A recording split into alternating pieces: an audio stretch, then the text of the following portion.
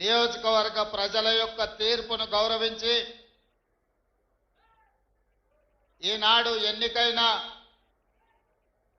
గ్రామ సర్పంచులు, ఉప సర్పంచులు, వార్డు మెంబర్లను ప్రత్యక్షంగా కలవాలి, వాళ్ళను అభినందించాలి. వారు తిరిగి గ్రామాలకు వెళ్ళి ప్రజల విశ్వాసాన్ని, నమ్మకాన్ని నిలబెట్టుకొని ప్రజా సేవ చెయ్యాలి అని ఈ ఆత్మీయ సమ్మేళనం, అదేవిధంగా విజయం సాధించిన సర్పంచులను సన్మానించడం ద్వారా ఈనాడు రాష్ట్ర ప్రభుత్వం మహాత్మా గాంధీ గారు కన్న కలలు ఈ దేశం యొక్క పునాదులు గ్రామాలలో ఉన్నాయి.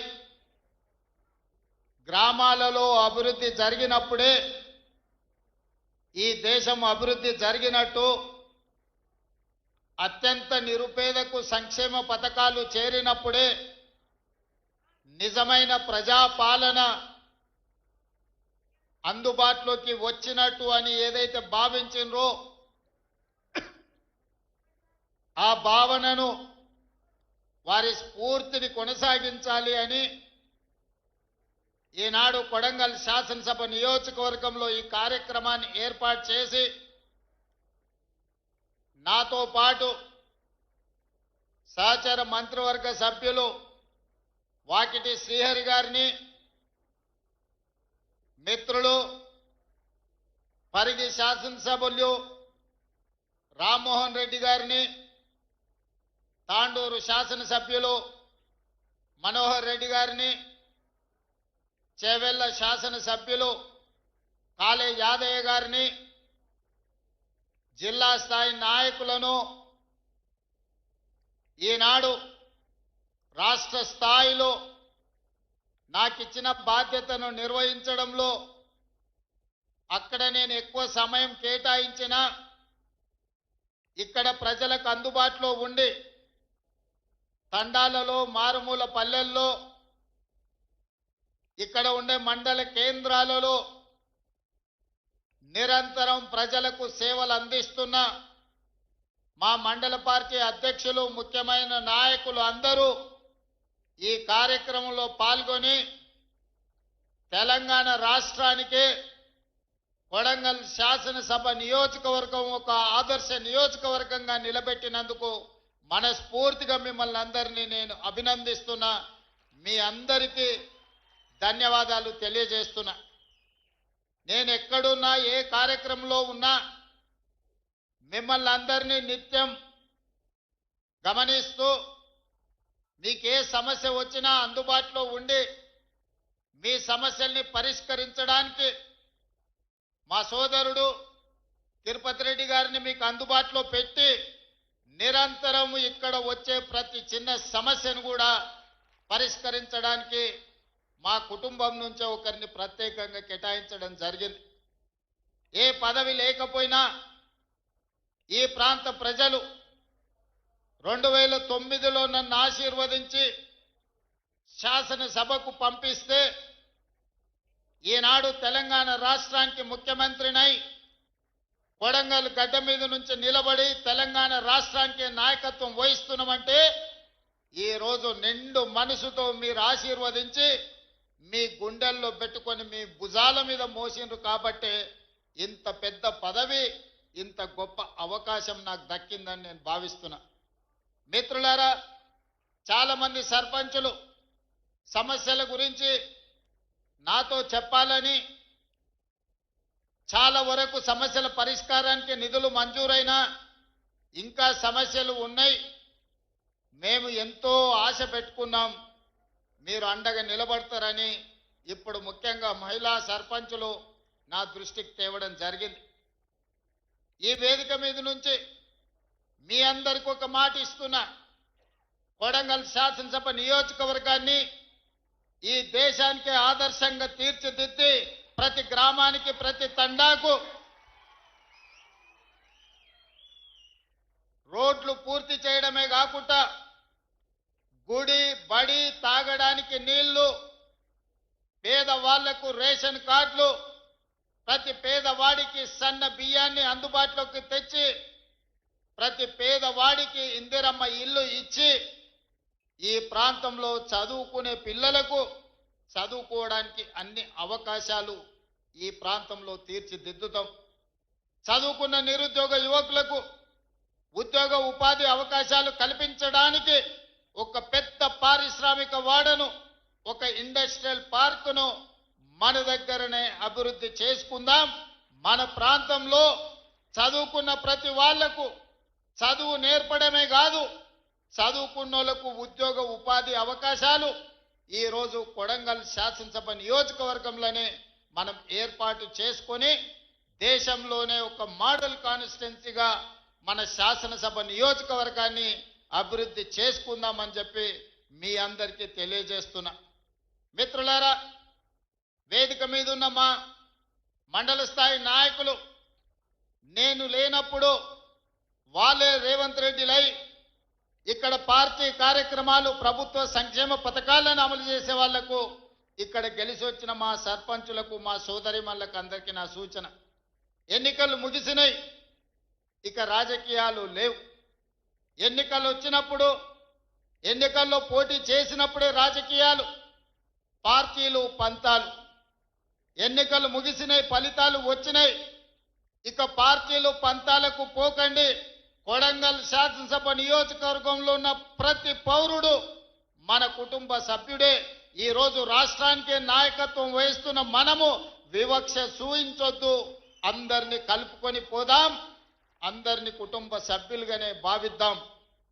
వేదిక మీద ఉన్న మా మండల నాయకులకు కూడా నేను సూచన చేస్తున్నా, ఎక్కడైనా మీరు చెబితే వినలేదనో, మీరు నిలబడొద్దంటే ఎన్నికల్లో పోటీ చేసిండ్రనో, లేదా పక్క పార్టీ నుంచి గెలిచిండనో ఎలాంటి వివక్ష చూయించకండి. ఒకవేళ చూయిస్తే ఆ గ్రామానికి అన్యాయం జరుగుతుంది. ఎవరైనా ఎట్లయినా గెలవనియండి. మన నియోజకవర్గంలో ఏ గ్రామంలో ఏ తండాలో ఏ సమస్య ఉండకూడదు, ఏ వివక్ష ఉండకూడదు. ఈ నియోజకవర్గంలో అందరూ మనకు కావాల్సిన వాళ్ళే. నిన్నటి వరకు ఏవైనా చిన్న చిన్న తేడాలు, చిన్న చిన్న అంశాలు ఏమైనా ఉన్నా వాటిని పక్కన పెట్టండి. ఈరోజు మనము పెద్ద హోదాలో ఈ నియోజకవర్గం ఆశీర్వదిస్తే బాధ్యత నిర్వహిస్తున్నాం. పెద్ద హోదాలో మనం ఉన్నప్పుడు పెద్ద మనసుతో మనం వ్యవహరించాలి. చిన్న చిన్న విషయాలను, గ్రామ కక్షలను పెంచి పోషించకూడదు. గ్రామ కక్షలకు వ్యతిరేకంగా గ్రామాల అభివృద్ధికి పాటు పడే విధంగా ప్రతి గ్రామానికి, ప్రతి తండాకు రోడ్డు, గుడి, బడి, నీళ్ల ట్యాంకు, చదువుకోవడానికి పిల్లలకు విద్య, వైద్యాన్ని అందించి ఈరోజు మనము ఉన్నతమైన నాణ్యమైన సేవలను ఈరోజు మనం ప్రజలకు అందించాలి. ఈరోజు నేను ఒకవేళ సమయం పూర్తి స్థాయిలో మీ దగ్గరికి రాలేకపోయి ఉండొచ్చు, కానీ నాకు తెలియని విషయం లేదు. 10 సంవత్సరాలు గెలిచినా ఓడినా మీ మధ్యలోనే ఉండి ప్రతి గ్రామం తిరిగిన, ప్రతి గ్రామం పేరు, ప్రతి తండా పేరు, ఆ గ్రామంలోనూ ఆ తండాలోనూ ఏ పార్టీకైనా మీరు పని చేసినా ఆ పార్టీ నాయకుల పేర్లు నాకు సంపూర్ణంగా తెలుసు. అందుకే 2009 నుంచి 2023 వరకు ఎక్కడ నిలబడ్డా, ఎక్కడ గెలవడానికి అవకాశం ఉన్నా మళ్ళీ ఇక్కడికే వచ్చి మీ మధ్యలోనే ఉండి ఇక్కడే ఎందుకు పోటీ చేసినా అంటే ఇది నా కుటుంబము, ఇది నా సొంత ప్రాణంతో సమానము. అందుకే కొడంగల్ శాసనసభ నియోజకవర్గం నుంచే తిరిగి ఎన్నికల బరిలో దిగిన. 2018లో కుట్ర జరిగి ఓటమి చెందినా మీరు నిండు మనసుతో మళ్ళీ మల్కాజ్గిరి పార్లమెంట్లో నిలబడితే వందలాది వేలాది మంది కార్యకర్తలు ఇక్కడి నుంచి అక్కడికి వచ్చి సొంత ఖర్చులు పెట్టుకొని ఇల్లు తిరిగి కాళ్ళకు దండం పెట్టి అక్కడ ఉన్న ఓటర్లకు మా కొడంగల్లో అనుకోని తప్పిదం జరిగింది, ఈ రాష్ట్రానికి నష్టం జరుగుద్ది, మా అన్న ఓడిపోతే మల్కాజ్గిరి పార్లమెంట్లో అని మీరే తిరిగి 35 లక్షల ఓట్లున్న మల్కాజ్గిరిలో 14 రోజుల్లో మళ్ళీ ఇక్కడి నుంచి వచ్చిన కొడంగల్ కార్యకర్తలే ఆనాడు అవిరాళమైన కృషి చేసి గెలిపించడం జరిగింది. కృతజ్ఞత తీర్చుకునే అవకాశం వచ్చింది. మీకు నిజంగా సేవ చేసే భాగ్యం నాకు తగిలింది. ఈ రోజు నేను అనుకుంటే ఏదైనా చేయగలిగిన స్థాయిలో మీ ఆశీర్వాదంతో నేను ఉన్నా. ఇంతకంటే పెద్ద పదవి వచ్చేది లేదు, ఇంతకంటే మంచి అవకాశం దేవుడు ఇచ్చేది లేదు. ఇంత గొప్ప అవకాశం, ఇంత మంచి పని చేసే అవకాశం వచ్చింది ఈనాడు. అందుకే మా సర్పంచులకు, ముఖ్యంగా మా మహిళా సర్పంచులకు, ఇంజనీరింగ్ చదువుకున్న ఆడబిడ్డలు కూడా ఈరోజు సర్పంచులుగా గెలిచి ఉద్యోగాలు వదులుకొని ఈరోజు ప్రజా జీవితంలోకి వచ్చిండ్రు. వాళ్ళందరికీ నా సూచన ఒక్కటే, మీ గ్రామానికి ఏం కావాలనో మీరు ప్రణాళికలు సిద్ధం చేసుకోండి. ఈ వేదిక మీద నుంచి రాష్ట్రంలో గెలిచిన 12,706 మంది సర్పంచులకు నేను సూచన చేస్తున్నా, ప్రత్యేకంగా స్పెషల్ డెవలప్మెంట్ ఫండ్ చిన్న గ్రామాలకు 5 లక్షలు, పెద్ద గ్రామాలకు 10 లక్షలు యథావిధిగా మీ గ్రామాలకు వచ్చే నిధులు కాకుండా స్పెషల్ డెవలప్మెంట్ ఫండ్ ముఖ్యమంత్రి నిధి నుంచి మేజర్ గ్రామ పంచాయతీలకు 10 లక్షలు, చిన్న గ్రామ పంచాయతీలకు 5 లక్షలు నూతన సంవత్సరంలో మీకు ఇచ్చే బాధ్యత నాది అని ఈ వేదిక మీద నుంచి తెలియజేస్తున్నా.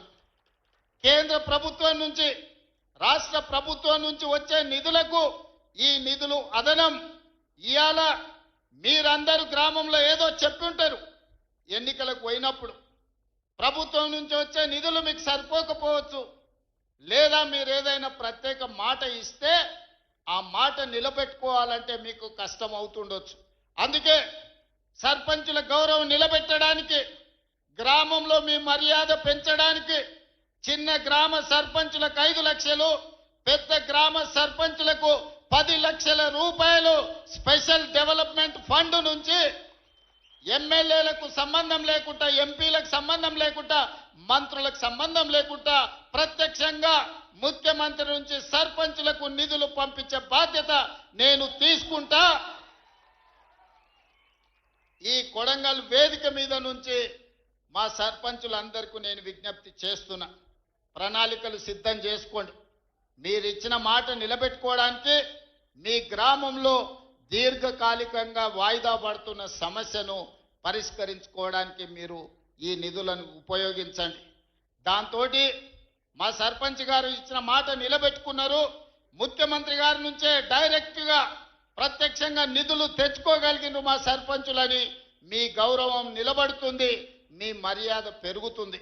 అందుకే ప్రత్యక్షంగా ఈనాడు ఈ గ్రామ సర్పంచులకు నిధులు ఇవ్వాలి అని నిర్ణయం తీసుకున్నా. మిత్రులారా, ఈ వేదిక మీద నుంచి తెలంగాణ ప్రజలకు నేను సూచన చేస్తున్నా, 2023 డిసెంబర్లో మీరు ఆశీర్వదించి మెజారిటీ ఇచ్చి ప్రభుత్వాన్ని ఏర్పాటు చేసి 2 సంవత్సరాలు నిండుగా పూర్తి చేసుకున్నాం. ఆనాటి నుంచి ఈనాటి వరకు గత 10 సంవత్సరాలలో ఆ ప్రభుత్వం ఇవ్వని రేషన్ కార్డులు ప్రతి గ్రామంలో ఇచ్చినాం.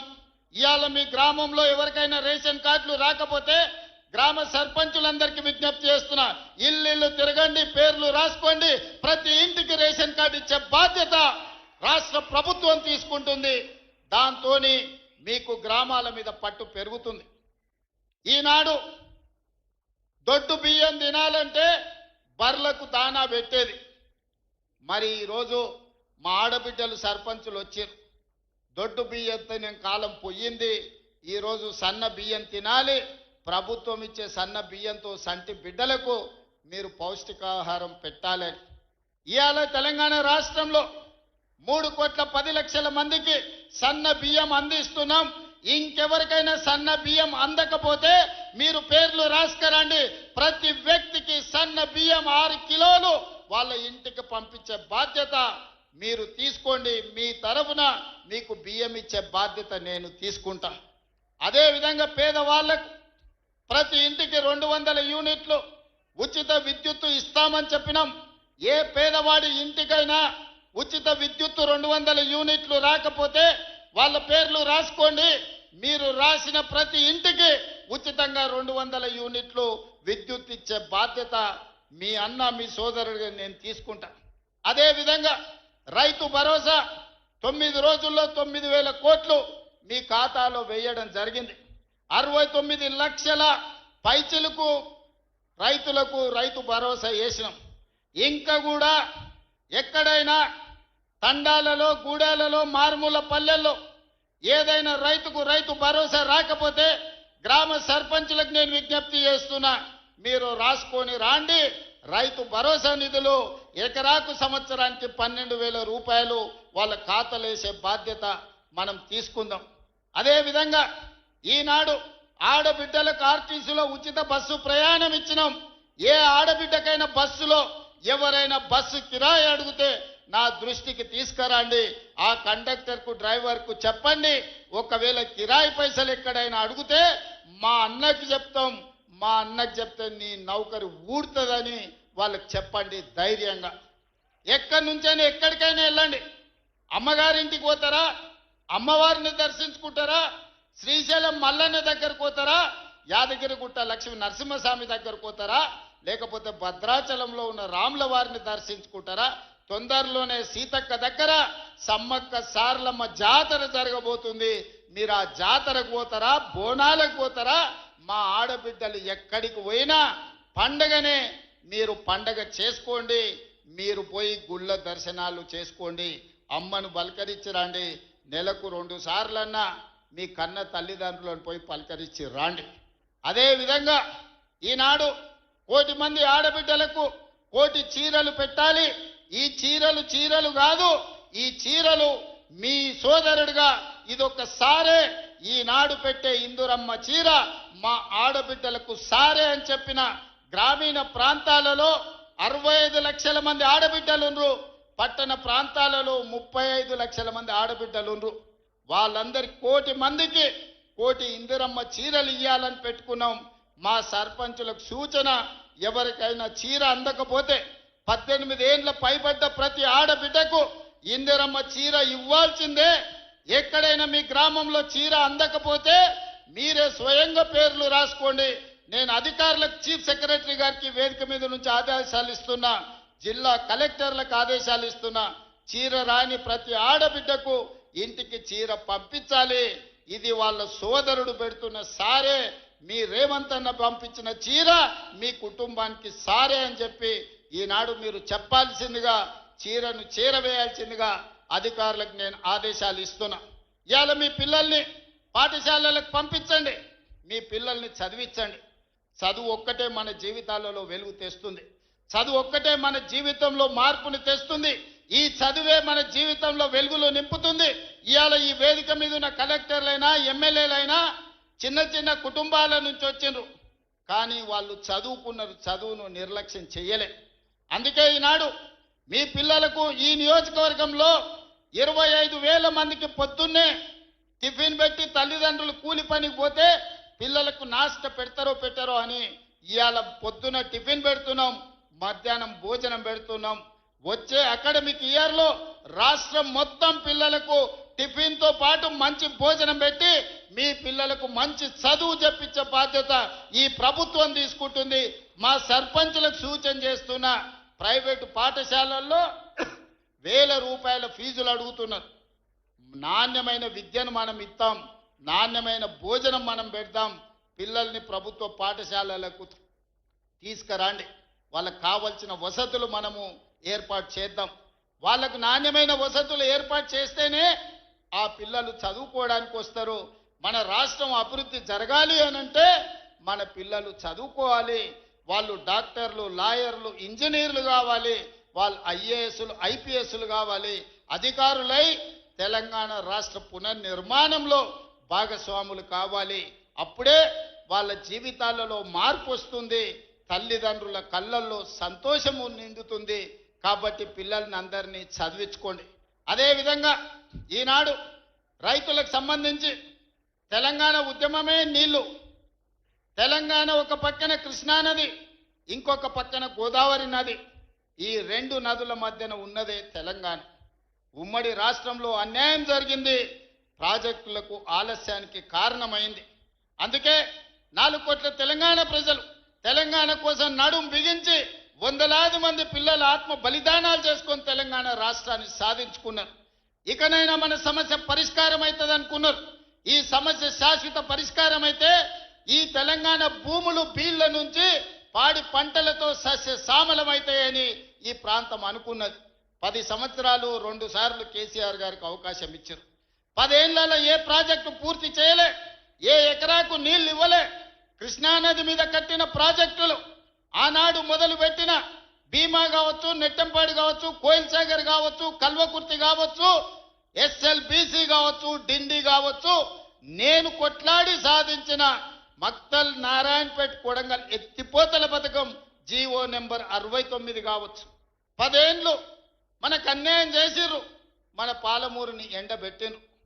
కానీ 2009 నాడు వలస వచ్చి పాలమూరులో ఊరు లేనోడు, పార్లమెంటులో నోరు తెరవనోడు తెలంగాణ రాష్ట్రం వస్తే మన బతుకులు బాగుపడతాయి, కొడంగల్లో ప్రతి ఎకరాకు నీళ్లు వస్తాయని మనందరం కష్టపడి ఎంపీగా గెలిపించినాం. ఆయన ఎంపీ అయ్యిండు, తెలంగాణ రాష్ట్రం వచ్చింది, తెలంగాణకు ముఖ్యమంత్రి అయ్యిండు. కానీ మన కొడంగల్కు నీళ్లు రానియలే, ఏ ప్రాజెక్టు పూర్తి చేయలే.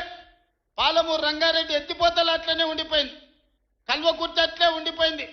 భీమా, నెట్టంపాడు, తుమ్మిళ్ళ, ఆర్డిఎస్ ఏ ప్రాజెక్ట్ అయినా తీసుకోండి, ఎస్ఎల్బిసి టన్నెల్ కావచ్చు, కృష్ణా నది మీద ఏ ప్రాజెక్టు పూర్తి చేయలే, ఏ ఒక్క ఎకరాకు నీళ్లు ఇవ్వలే. కానీ 1,83,000 కోట్ల రూపాయలు 10 ఏళ్ల కాంట్రాక్టర్లకు బిల్లులు ఇచ్చిండు. 1,000 కోట్ల రూపాయలు వాళ్ళ కుటుంబం కమిషన్లు కొట్టింది. తొడుక్కోవడానికి చెప్పులు లేకుండే, వేసుకోవడానికి బట్టలు లేకుండే, చిరిగిపోయిన చెప్పులతోని రోడ్ల మీద తిరుగుతోళ్ళకి బెంచ్ కార్లు వచ్చినాయి. ఒక ఆయనకు ఎర్రవల్లిలో 1000 ఎకరాల ఫామ్ హౌస్ వస్తే ఇంకొక ఆయనకు జన్వాడలో 100 ఎకరాల ఫామ్ హౌస్ వచ్చింది.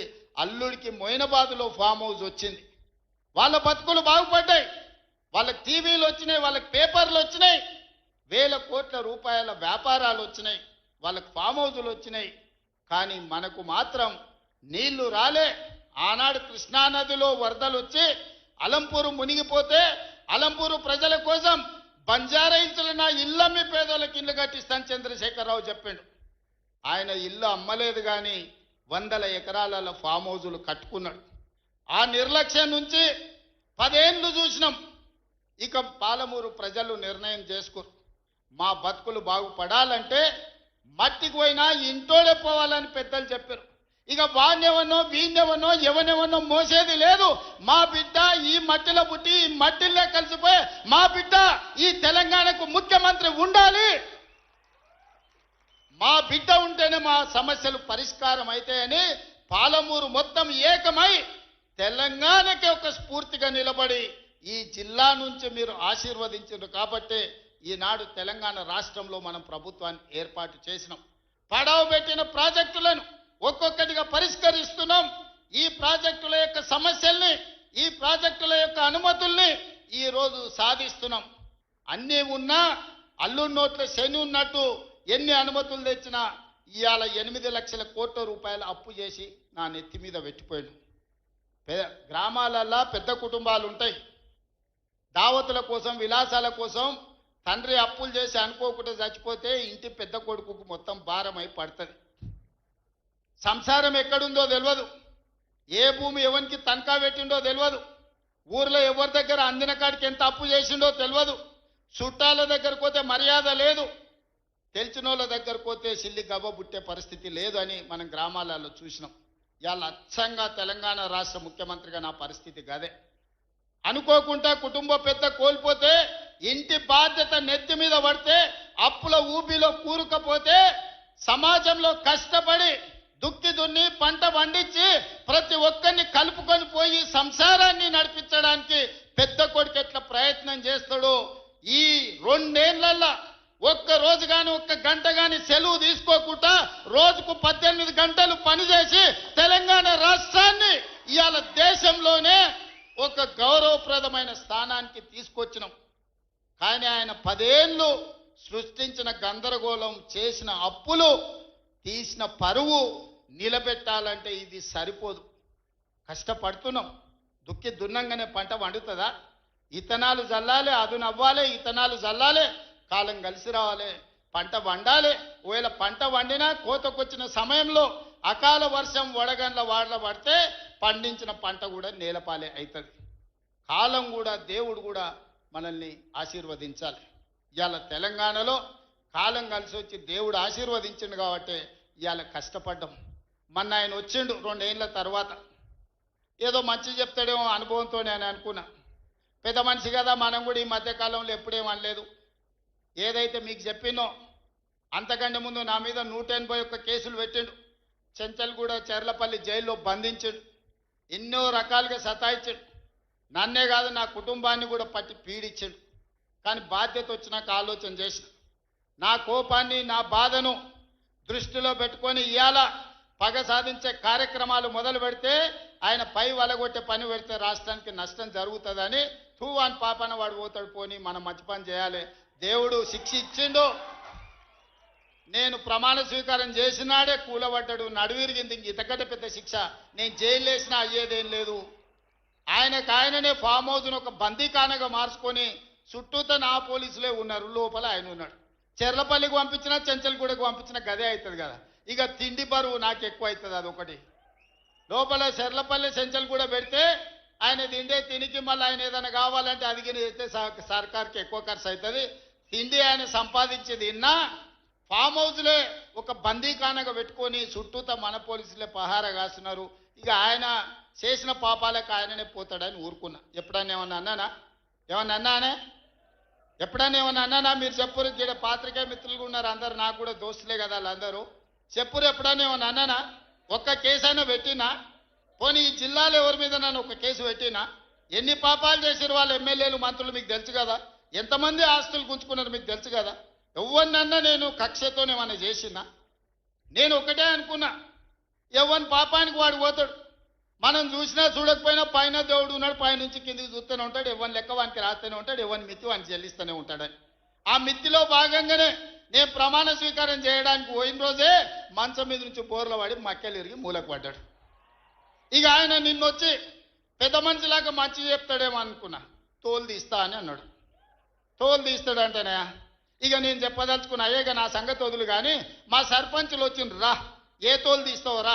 నీ తోలు తీసుడు కాదు, నిన్ను చీరి చింత కట్టి చింత మడకల ఏలాడేసి కొడతారో లేదో మా సర్పంచులు, రా కొడంగల్కి వస్తావా లేకపోతే మమ్మల్ని చింత మడకకు రమ్మంటావా? మా సర్పంచులను తోలుతా. సోయి లేని మాటలు, స్థాయి లేని విమర్శలు. ఒక్కటన్నా అక్కడికి వచ్చే మాట మాట్లాడిండా? 10 ఏళ్ళు నువ్వు పూర్తి చేస్తే, 10 ఏళ్ళు ఎస్ఎల్బి పూర్తి చేస్తే నల్గొండకు 4 లక్షల ఎకరాలకు నీళ్లు వచ్చేది. 10 ఏళ్ళు పాలమూరు రంగారెడ్డి పూర్తి చేస్తే పాలమూరు జిల్లాలో 10 లక్షల ఎకరాలకు వచ్చేది. కల్వకుర్తి పూర్తి చేస్తే 3.5 లక్షలకు వచ్చేది. భీమా పూర్తి చేస్తే 2 లక్షలకు వచ్చేది.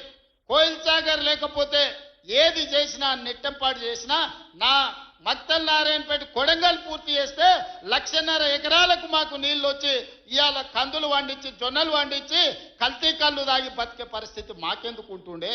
మేము కూడా మీ లెక్కనే మంచిగా పంటలు వండించేటోళ్ళం, మంచి బట్టలు తొడుక్కునేటోళ్ళం. మేము కూడా మా పిల్లల్ని చదివించుకునేటోళ్ళం. 10 ఏళ్ళు పగబట్టి నారాయణపేట మక్తల్ ప్రాజెక్టును ఈనాడు పక్కన పెట్టి 69 జీవోను తుంగలో దొక్కితే ఊరూరు ఎత్తిపోతల పథకం కోసం మా కార్యకర్తలు ఈ ప్రాంత రైతులు ధర్నాలు చేయలేదా? పార్టీలకు అతీతంగా 69 జీవో కోసం కొట్లాడలేదా? నీ సొమ్మె ఏం పోయిందా? మాకు నీళ్ళు ఇవ్వాలంటే నీకు ఇంత కడుపు నొప్పా? నువ్వు మళ్ళీ బయటకు వచ్చి ఇవాళ ఆయన తోలు తీస్తా అంటు. తోలు నాది కాదు కానీ ఆ షేక్పేటలో మటన్ కొట్టు మస్తాన్ ఉంటాడు, ఆయన రోజు మేకలను కోసి మండి నడుపుతుంటాడు. ఆయన చెప్పిన కేసీఆర్ ఖాళీగా ఉన్నాడంటనే తోలు తీస్తాడంట. నీ మటన్ కొట్టు మస్తాన్ దగ్గర ఇంత నౌకరీ ఇయ్యండ్రి, ఇంత బోటో కూరనో పోయేటప్పుడు ఇయ్యండ్రి బొక్కనో. ఎందుకంటే కోసిన వాళ్ళకు మామూలుగా తోలు తలకాయలు ఇస్తాం కదా మనం ఇంటికాడ దసరా పండుగ అప్పుడు. అవునా? ఏం శివకుమార్ రెడ్డి, మన ఇళ్ళల్లో పండుగ పూట వచ్చి యాటను కోస్తే కాళ్ళు తలకాయ కోసినోనికి ఇస్తాం కదా. ఇక మటన్ కొట్టు మస్తాన్ కూడా చెప్పిన, ఆ కేసీఆర్ ఖాళీగా ఉన్నాడంటేనే 2 ఏళ్ళు ఫామ్ హౌస్లో ఏం చేస్తుండంటే తోలు తీసేది ప్రాక్టీస్ చేసిండంట. తోలు బాగా తీస్తాడంట. నీ మటన్ కొట్టులో ఈ తోలు తీస్తాడు, కాళ్ళు తలకాయలు మాత్రం ఉచితంగా ఈ సాయంత్రం పోతే దావతుల బోటిగిన ఏమైనా కొట్టుకొని సాయంత్రం 2 వేసేటప్పుడు తీసుకుంటాడేమో అని. 40 ఏళ్ళ అనుభవం అంటావు, రాష్ట్ర మంత్రి చేసిన అంటావు, కేంద్ర మంత్రి చేసిన అంటావు, 10 ఏళ్ళు ముఖ్యమంత్రిని చేసిన అంటావు, తెలంగాణ రాష్ట్రాన్ని సాధించిన అంటావు. నేను ఆడ ఫ్యూచర్ సిటీ కడుతున్నాను అంటే తొక్క తోలు, వాడెవడో వస్తాడంటే ఆ బంతారనా బొంతారనా ఇవనే ఒక మాజీ ముఖ్యమంత్రి స్థాయిలో మాట్లాడే మాటలు మాకు రావనుకుంటున్నావా? మర్యాద ఉండదని మేము మాట్లాడతలేం, మర్యాద ఉండదని ఇవన్నీ విషయాలు మేము మాట్లాడతలేం. కానీ మాట్లాడ మొదలు పెడితే నువ్వు కాదు కదా నడువుకు రాయి కట్టుకొని ఆడ ఉన్న మల్లన్న సాగర్లో దుంకి చచ్చిపోతావు. మల్లన్న సాగర్ కాకపోతే రంగనాథ సాగర్లో మెడకు తాడేసుకొని ఊరేసుకొని చచ్చిపోతావు. చంద్రశేఖరరావు గారు, నన్ను గెలకకు. నేను అన్నీ చూసిన, ఎక్కడి నుంచి వచ్చిన, నేను నల్లమల్ల అడవుల నుంచి వచ్చిన, జడ్పీటీసీ గెలిచిన, ఎమ్మెల్సీ గెలిచిన, ఎమ్మెల్యే గెలిచిన, ఎంపీ గెలిచిన, తెలంగాణ రాష్ట్రానికి ముఖ్యమంత్రి అయినా అమాం బాపత్ గాని కాదు. అక్కడి నుంచి వచ్చి అమెరికాలో అంట్లు వస్తే అయ్య పేరు చెప్పి మంత్రి అయినోని కాదు. ఊర్లో దుక్కి దున్ని కష్టమంటే తెలిసి రైతులలో నుంచి వచ్చినోని రైతు బిడ్డను. నాతోని తమాషాలు చేయకు. దుబాయ్ పాస్పోర్ట్ బ్రోకర్ల దందా చేయలే, రియల్ ఎస్టేట్ బ్రోకర్ దందా చేస్తుంది ప్రభుత్వం అంటున్నాడు. రియల్ ఎస్టేట్ వ్యాపారం పెంచుతుంది, రియల్ ఎస్టేట్ ఆదాయాన్ని పెంచుతుంది, రియల్ ఎస్టేట్ అభివృద్ధిని తీసుకొస్తుంది. నీ కొడుకేమో హైదరాబాద్లో రియల్ ఎస్టేట్ వాడిపోయిందంటావు, నువ్వు వచ్చేమో ఈ ముఖ్యమంత్రి రియల్ ఎస్టేట్ దందా చేస్తున్నాడు అంటాడు. ఇదేమన్నా పాస్పోర్ట్ బ్రోకర్ల దందానా? నేను ఎవరినేం దుబాయ్కి పంపుతా అని మోసం చేయలే. భూములు, ప్రభుత్వ భూములు పరిశ్రమలు పెట్టడానికి రైతులు అడిగిన నష్టపరిహారం ఇచ్చి నిన్నగాక మొన్న మక్తల్ నారాయణపేట కొడంగల్ ప్రాజెక్టుకు 12 లక్షలు ఇస్తామన్నాం. మా రైతులందరూ కాదు కూడదన్నారు. ఏం కావాలన్నా అడగమని మా శ్రీహరికి, మా శివకుమార్ రెడ్డికి చెప్పిన, మా పరిణికమ్మకు చెప్పిన. వాళ్ళు పోయి మాట్లాడిను. వాళ్ళు అడిగింది నాకు వచ్చి చెప్పురన్న. వాళ్ళు 20 లక్షల ఎకరం కావాలన్నారు. పిలిచి క్యాబినెట్లో పెట్టి ఎకరాకి 20 లక్షల దాకా ఇచ్చి 96% ప్రజలు ఏకగ్రీవంగా ఆమోదిస్తే వాని భూమి పోయిన దుఃఖంలో ఉంటాడు, 10 రూపాయలు ఎక్కువ ఇవ్వాలని 20 లక్షల ఎకరాలాగా చెల్లించి నిన్నగాక మన లగచర్లలో లేకపోతే హకీంపేటలో పోలేపల్లె భూమి తీసుకున్నాం. మొదట్లో 7 లక్షలు అన్నారు. అధికారులతో పంచాయతీ పెట్టుకురు. పాపం తెలిసి తెలియక వాళ్ళు చేసిన అబద్ధాలకు ఈరోజు పంచాయతీ పెట్టుకురు. చివరికి అడిగినాం, 20 లక్షలు 22 లక్షలు కావాలని ఇచ్చినాం. ఇందిరమ్మ ఇల్లు కావాలన్నారు, ఇచ్చినాం. అక్కడ అభివృద్ధి ఏం కావాలన్నో చేస్తామని చెప్పినాం. ఆడకు జూనియర్ కాలేజ్ ఇచ్చినాం, మెడికల్ కాలేజ్ ఇచ్చినాం, ఇంజనీరింగ్ కాలేజ్ ఇచ్చినాం, డిగ్రీ కాలేజ్ ఇచ్చినాం, అగ్రికల్చర్ కాలేజ్ ఇచ్చినాం, వెటర్నరీ కాలేజ్ ఇచ్చినాం. ఈరోజు సైనిక్ స్కూలు ఈ రాష్ట్రంలోనే లేదు. సైనిక్ స్కూల్ని కూడా ఈరోజు లగచర్ల కాడికి తీసుకొచ్చి పెట్టినాం. ఇవాళ రాష్ట్రంలోనే ఒక ఆదర్శంగా 250 ఎకరాల ఒక ఎడ్యుకేషన్ హబ్ కడుతున్నాం. ఈరోజు మేం పోయి ఆ ఊరికో ఈ ఊరికో ఆ పట్టణానికో పోయి చదువుకున్నాడు కాదు, తెలంగాణ రాష్ట్రంలో నలుమూలల నుంచి కొడంగల్కి వచ్చి చదువుకునేటట్టు ఒక ఎడ్యుకేషన్ హబ్బే ఈరోజు కొడంగల్ కడుతున్నాం. ఇది మా విధానం. మేము కక్షల రాజకీయం చేయం, ఎవరి మీద కక్ష కట్టం. ఎవరి పాపానికి వాడు పోతాడని దేవుడి మీద నమ్మకంతో కష్టాన్ని నమ్ముకున్నోళ్ళు కొడంగల్ ప్రజలు రోజుకో 2 గంటలు ఎక్కువ పని చేసేటోళ్ళే కానీ ఎవరిని సొమ్ము ఆశించేటోళ్ళు కాదు. ఎవరి గురించి మేము ఆలోచన చేయం, మా పని మేము చేసుకుంటాం. కానీ మా పని మేము చేస్తుంటే కూడా కాళ్ళలో కట్టె పెట్టిర్రు అనుకో, ఇక మా సంగతి అయితే చూపుతామయ్యా. ఏమంటారు? అంతేనా? అంతేనా? 2 ఏళ్ళు ఏమన్నా అన్నానా? ఆయన మన బయటకు వచ్చి ఇక చూస్తా, తోలు తీస్తా, తాట తీస్తా, ఇక నీ సంగతి చెప్తా అన్నాడు. రా బిడ్డ రా రా, రెడీగా ఉన్నారా? ఇక అందుకే కొడంగల్ నుంచే చెప్తాం నీకు అని చెప్పి 3 రోజుల నుంచి మాట్లాడలేదు. ఇవాళ మాట్లాడుతున్నా. ఆయన కొడుకు చెప్తున్నాడు, మైకు ముందలకు వస్తలేడు, ఆయన దాచుకున్నాడు. ఆయన నీ ముఖం ఎప్పుడైనా చూసుకున్నావు అద్దంలా? పేడమూతి బోడిలింగం, నువ్వు కూడా నా గురించి మాట్లాడతావా? నీవెంత, నీ స్థాయి ఎంత? అయ్య పేరు చెప్పి బతికటోనివి నువ్వు. ఆంధ్రలో గుంటూరులో గుడివారిలో చదువుకున్న నువ్వు, నీకేం తెలుసు తెలంగాణ గురించి, మా పౌరుషం గురించి? నువ్వు కాదు, మొత్తం నీ జాతినంతా తెచ్చుకో. ఎట్లా తెచ్చుకుంటావు? ఏడికి రావాలనో చెప్పు. మా ఊరన్నారా, మేమన్నా మీ ఊరికి వస్తాం. ఎవడు భయపడుతుండో సంగతి తేలుస్తా. వెనకటికోసారి చెప్పిన గిట్లనే గజ్వేల్కి వచ్చి చూడు అని చెప్పిన, గజ్వేల్కి వస్తా బిడ్డ, నీ నెత్తి మీద కాలు పెట్టి తొక్కుతా అని. గజ్వేల్కి లక్షలాది మంది కార్యకర్తలతో పోయినాం, కాలు మీద పెట్టి తొక్కితే పాతాళానికి పోయిన మళ్ళీ ఇప్పటి వరకు తేలలేదు. ఇవాళ చెప్తున్న మీడియా మిత్రులారా రాసుకోండి, 2029 ఎన్నికల్లో 2/3 మెజారిటీ మన సీట్లు ఒకవేళ 119 ఉంటే 80కి పైగా సీట్లతోని 2029లో మా ప్రభుత్వం ఏర్పాటైంది. ఒకవేళ 153 సీట్లయితే 100 పైగా సీట్లతోని 2/3 మెజార్టీతోని తెలంగాణలో రెండోసారి కాంగ్రెస్ ప్రభుత్వాన్ని తెస్తాం. ఇది మా సవాల్. చంద్రశేఖరరావు గారు, తారక రామారావు గారు, హరీష్ రావు గారు, దయాకర్ రావు గారు, ఇట్లా చెప్పుకుంటూ పోతే వినోదరావు గారు, కుక్కట్పల్లి కృష్ణారావు గారు, రాసి పెట్టుకో, 2029లో 2/3 మెజార్టీతోని ఈ రాష్ట్రంలో కాంగ్రెస్ ప్రభుత్వాన్ని ఏర్పాటు చేస్తా. ఇదే నా సవాల్. సాధనైతే కాసుకో బిడ్డ, నీ రాజకీయం ఏందో నేను చూస్తా. నేను రాజకీయం చేసినంత కాలం ఈ కల్వకుంట చూసేటోళ్ళు కాలకుంట విషం లాంటి కేసీఆర్ కుటుంబాన్ని అధికారులకు రానివ్వను. ఇదే నా శపథం, ఇదే నా శపథం. కొడంగల్ బిడ్డగా ఈ గడ్డ మీద నుంచి నేను శపథం చేస్తున్నా. నేను రాజకీయాలలో ఉన్నంతసేపు రాబోయే ఎన్నికల్లో కేసీఆర్ కుటుంబానికి అధికారం అనేది కళ. బీఆర్ఎస్ పార్టీ, కేసీఆర్ చరిత్ర గతమే. మీ పార్టీకి మీకు భవిష్యత్తు లేదు. ఎవడైనా చర్చించుకుంటే పొద్దుపోయినప్పుడు మాట్లాడుకోవడానికి పనికొచ్చే చరిత్రనే తప్ప భవిష్యత్తు తెలంగాణ రాష్ట్రానికి నీ తరఫున ఒరిగేది ఏమీ లేదు. బీఆర్ఎస్ కేసీఆర్ గతమే, తెలంగాణ భవిష్యత్తు కాంగ్రెస్. మీ గత చరిత్రతోని ఈడ ఒరిగేదేం లేదు. వెనకటికెవడో అన్నాడంట, మా తాతలు నేతులు దాగినరు, మీరు వచ్చి మా మూతులు నాకండి అని. అట్లా ఉన్నది. నిన్ను అసెంబ్లీలో ఓడగొట్టినాం, పార్లమెంట్లో గుండు సున్ని ఇచ్చినాం, మన కంటోన్మెంట్లో బండకేసి కొట్టినాం, మొన్న జరిగిన జూబ్లీహిల్స్లో బోడబండలో బండ కింద వాతి పెట్టినాం. నిన్నగాక మొన్న జరిగిన సర్పంచులల్లా 12,726లో 8,335 సర్పంచులను గెలిపించుకున్నాం. సిగ్గు లేదు, ఇన్నిసార్లు ఓడగొట్టినా ఇంకా సిగ్గు లేకుండా బయటకు వచ్చి కింద పడ్డ పైకాలు నాదే అని వెనకటికి ఓడో అన్నాడట. ఇట్లాంటి ఊకదంపుడు ఉపన్యాసాలు, పొంకనాలు వెనకడికి ఓడో పొంకనాల పోషిగాడు చెప్పినట, నాకున్నే 3 ఏట్లే కానీ 36 దొడ్లు ఉన్నాయని చెప్పిండట. ఇవన్నీ కళ్ళు కాంపౌండ్లో చెప్పుకోవడానికి బాగుంటాయి, కాలక్షేపం చేయడానికి. కళ్ళు కాంపౌండ్ మాటలు మాట్లాడకండి తండ్రి కొడుకులు. ఇవన్నీ మేము చూసినాం. శాతనైతే రాండి, ఏందో చెప్పు, దాని ప్రకారం చేద్దాం.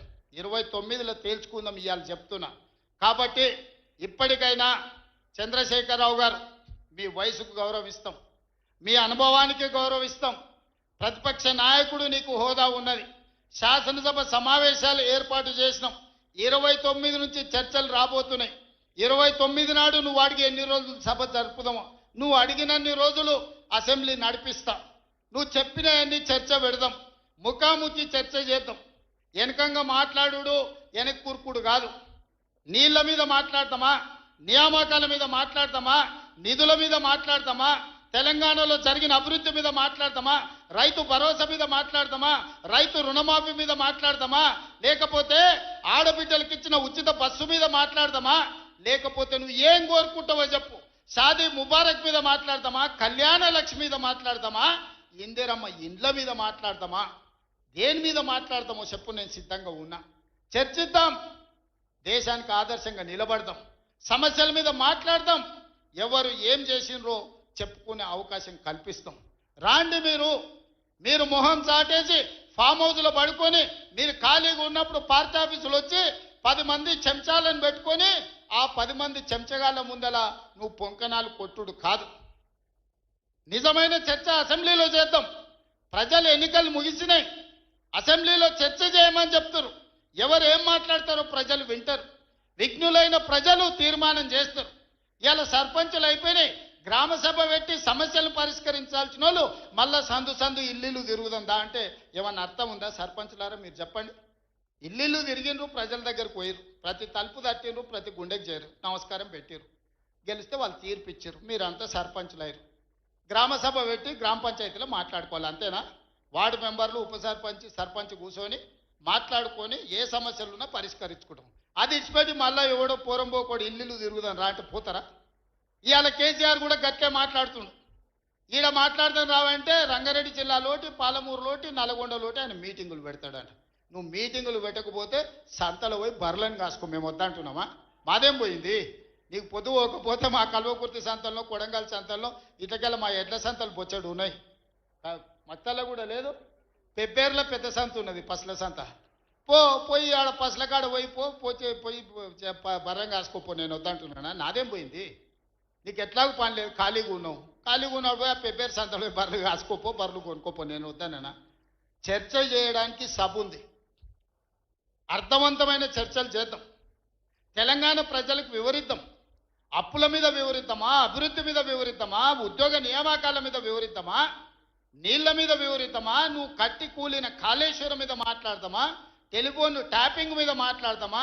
సొంత బిడ్డనే ఇంటల్లుడు ఫోన్ ట్యాపింగ్ చేసినోడు ఇంతకంటే సిగ్గులేనోడు ఉంటాడా అని వాళ్ళు చెప్తారు. ఓ పక్కన నేను 1 కోటి మంది ఆడబిడ్డలకు చీర పెడతా, సారె పెడతా నేనంటే ఉన్నొక్క చెల్లెల్ని ఇంట్లోకి వెళ్ళి బయటకు వెళ్ళగొట్టిన వాడు ఆస్తిలో వాటా అయ్యేస్తుంది. గంత పనికిమాలినోడు, సొంత చెల్లెలకే చీర పెట్టలేనోడు, సొంత చెల్లెలకే పండుగ పూట బుక్కెడు బువ్వ పెట్టినోడు, వాడు కూడా ఒక మనిషా? మా ఆడబిడ్డలను ఆలోచన చేయమని అంటున్నా. ఏం ఆశిస్తామమ్మ పుంటింటి కాడ మనం? చెప్పురి.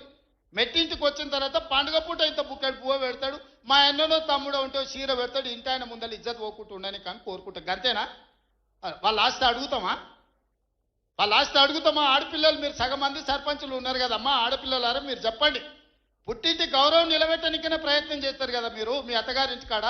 వాళ్ళ ముందర మీకు ఇజ్జత్ లేకుండా పండుగ పూట తల్లిదండ్రులు వాడు అన్ననో తమ్ముడో ఉంటే పండుగకి ఇంటికి కూడా విలువకపోతే మీ అత్తగారి ఇంటి కాడ, పక్కింటి కాడ, తోటికోడల ముందర ఇజ్జత్ పోతుంది. అమ్మ గిత్త కంటే అవమానం ఉంటుందా? ఓ పిలిచో సారి చీర పెట్టకపోయినా మీరే కూడా పెట్టుకుని ఉంటే వానికి ఇచ్చో చీర కొని నువ్వు పెట్టినట్టు అని చేయరా అంటాం. పుట్టింటి ఇజ్జత్ ఎవరన్నా తీస్తారా? ఏ ఆడబిడ్డనైనా తెలంగాణలో ఉన్న ఆడబిడ్డ ఎవరైనా ఎంత కష్టమని ఉండని, ఎంత నష్టమని ఉండని, పుట్టింటి ఇజ్జత్ నిలబెట్టడానికైనా ప్రయత్నం చేస్తుంది కదా. మీరు అందరు కూడా తెలంగాణ ఆడబిడ్డలే కదా. ఇవాళ ఇంతో అంతో తండ్రి గాలికి సంపాదించిన దాంట్లో వాటా ఇవ్వాల్సి వస్తుందని మెడల్ పట్టి దొబ్బితే నీ సొంత చెల్లెలు. నీ సొంత చెల్లెలకే సమాధానం చెప్పలోని ఆయన నాకు సవాలు ఇసురుతున్నాడు. ఈ అవ్వ లాగులో తొండలు ఇచ్చి కొత్త బిడ్డ నేను అనుకుంటున్నావేమో. నా సంగతి ఇంకా తెలియదు. మీ నాయనని అడిగి ఇంటికి పోయి చెప్తాడు.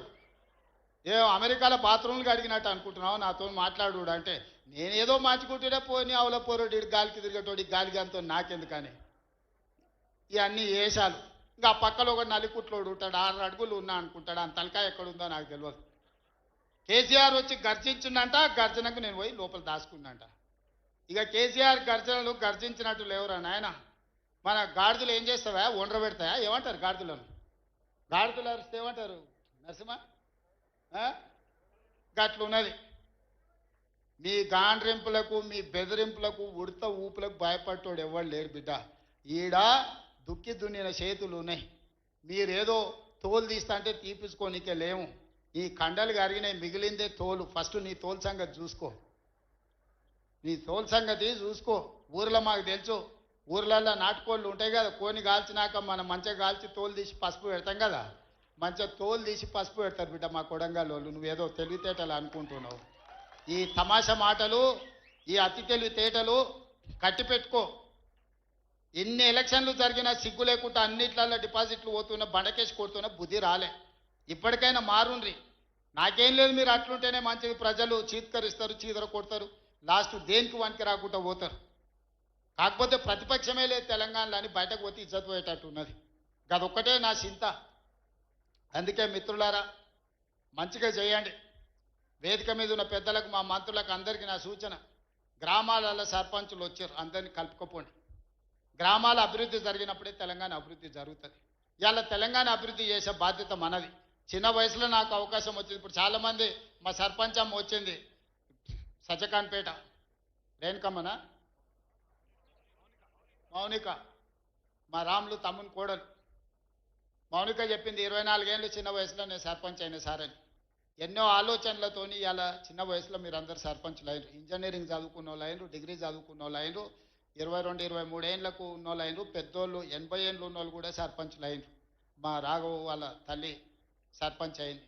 వీళ్ళందరూ ఎందుకు అయినరంటే గ్రామానికి ఏమైనా చేయాలని అయినరు. మరి వాళ్ళ ఆలోచనలు వాళ్ళ గ్రామానికి చేయాలన్నదాన్ని మనం ఈరోజు పూర్తిగా సహకారం అందించాలి వాళ్ళకు. వాళ్ళందరినీ కూడా వాళ్ళ ఊర్లలో ఏం మాట ఇచ్చిండ్రో ఆ పనులు మనం చెయ్యాలి. వీలైనంత మేరకు నిధుల కష్టం ఉన్నది. మనం ఇచ్చేది మనం ఇద్దాం, కేంద్రం నుంచి తెచ్చేది కేంద్రం నుంచి తెద్దాం. మార్చి లోపల కేంద్రం నుంచి 3,000 కోట్ల రూపాయల నిధులు నేను పట్టుకొస్తా. మీకు అందరికీ గ్రామాలలో నిధులు ఇచ్చే బాధ్యత నాది. మార్చి 31 తారీఖు లోపల 3,000 కోట్ల రూపాయలు గ్రామాలకు పంపించే బాధ్యత నేను తీసుకుంటా. ఆ నిధులు దుర్వినియోగం కాకుండా మంచిగా ఖర్చు పెట్టుకుని మంచి పేరు తెచ్చుకోరు. నాకెట్లా చిన్న వయసులో ఈ రాష్ట్రానికి ముఖ్యమంత్రి అయ్యే అవకాశం వచ్చింది.